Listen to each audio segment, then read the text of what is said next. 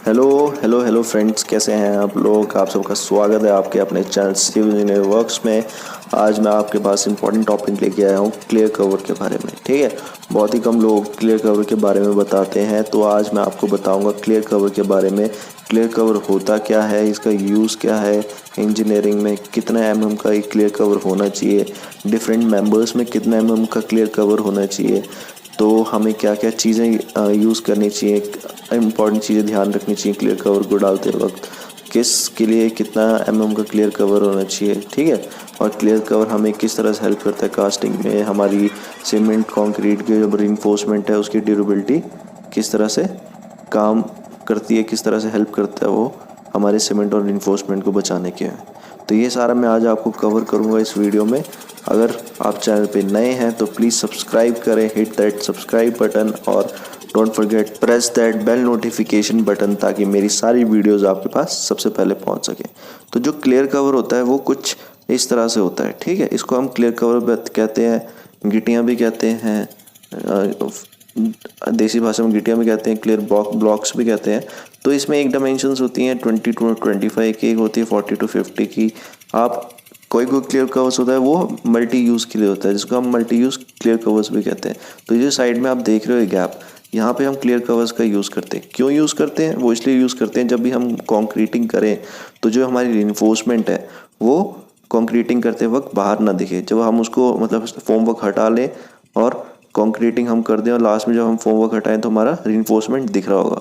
अगर रिइंफोर्समेंट हमारा दिख रहा होगा तो उससे क्या होगा, अगर वो ईयर और मॉइस्चर के कांटेक्ट में आता है, ठीक है, बार बार बारिश के कांटेक्ट में आ रहा है, ईयर में ह्यूमिडिटी है, ईयर में मॉइस्चर है, तो उन सब के कांटेक्ट में आ रहा है तो क्या होगा, क्रोजन स्टार्ट हो जाएगी। तो रस्टिंग जो होती है हमारी कॉलम में वो स्टार्ट हो जाएगी। और अगर रस्टिंग स्टार्ट होगी तो उससे क्या होगा, हमारी कॉलम की स्ट्रेंथ कम होगी, तो हमारा जो कॉलम है वो बकल कर जाएगा। क्योंकि वो जो हमारी रिइंफोर्समेंट होती है वो गुड होती है, हमारी अच्छी होती है वो टेंसाइल स्ट्रेंथ में, वेयर है जो हमारा कंक्रीट होता है वो कंप्रेसिव स्ट्रेंथ में यूज़ होता है।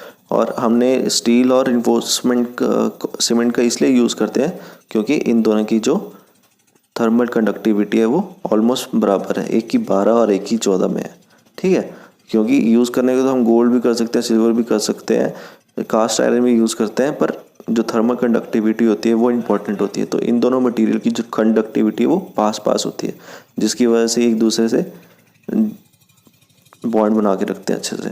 तो ये जो हमारे क्लियर ब्लॉक्स होते हैं इनके ऊपर हम अपना फर्मा रखते हैं और नीचे से भी रखते हैं, ताकि रिइंफोर्समेंट के साथ हम इसको बांध देते हैं, ताकि जब भी हमारी कंक्रीटिंग हो तो हर तरफ से ये इसको एक जो हमारी कंक्रीट की लेयर है वो उसकी उस तक पहुंच सके, ताकि उससे क्या होगा, हमारी जो रिइंफोर्समेंट है वो एयर और मॉइस्चर के कंटेक्ट में नहीं आएगी।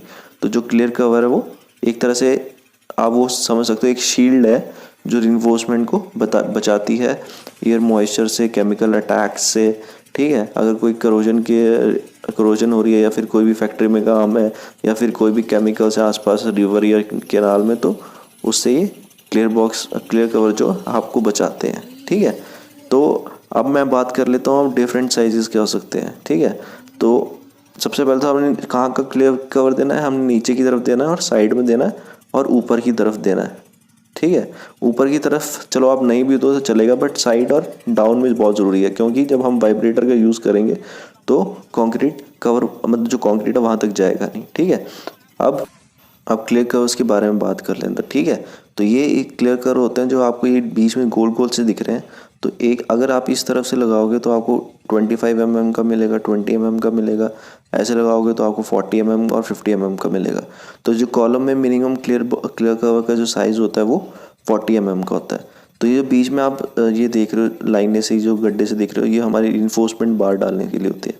अगर हमारी 16 mm की बार है, 20 mm की है, 12 mm की है, तो वो इसके यूज़ में आता है। तो इनको हम multi use clear cover blocks भी कहते हैं। ठीक है, फाउंडेशन में हम 50 mm का डालते हैं, कॉलम में 40 mm का क्लियर कवर डालते हैं, बीम में हम 20 से 25 का डालते हैं और स्लैब में भी 20 से 25 का डालते हैं। ठीक है, तो ये चीज़ इंपॉर्टेंट आप ध्यान में रखना कि क्लियर कवर का साइज़ क्या होता है और इनका यूज़ किस तरह से होता है। अब हमारे क्लियर कवर्स जल गए, अब हम इसके ऊपर कंक्रीटिंग कर सकते हैं। जब कंक्रीटिंग कर रहे हैं तो जो हमारे क्लियर कवर्स हो एक शील्ड की तरह हेल्प करेंगे हमारे रिइंफोर्समेंट को बचाने में। ठीक है, तो आप देखेंगे अभी हम कैसे इसमें हम कंक्रीटिंग कर रहे हैं। और किस तरह से हम अपना मटेरियल जो इसमें यूज़ करेंगे। ठीक है, एक साइड की हमारी कंक्रीटिंग हो गई है, अब दूसरी साइड जो प्लिंथ बीम है हम भरी जा रही है। ठीक है, जो फिनिशिंग होती है वो हमारी ये जो इन्होंने पकड़ा हुआ है इसको हम ट्रॉवल कहते हैं। ठीक है, ट्रॉवल से होती है हमारी फिनिशिंग, और जो फिर फ्लोटिंग मटेरियल्स होते हैं उससे यूज़ होती है। ठीक है, तो अगर आपको वीडियो पसंद आया हो तो प्लीज़ सब्सक्राइब करें, हिट दैट सब्सक्राइब बटन, ताकि जो रेड बटन है वो ग्रे हो जाए, और don't forget to hit that bell notification button, ताकि सारी अमेजिंग वीडियोस, प्रैक्टिकल वीडियोस आपके पास सबसे पहले पहुंच सके। तो मिलते हैं नेक्स्ट वीडियो में, तब तक के लिए गुड बाय।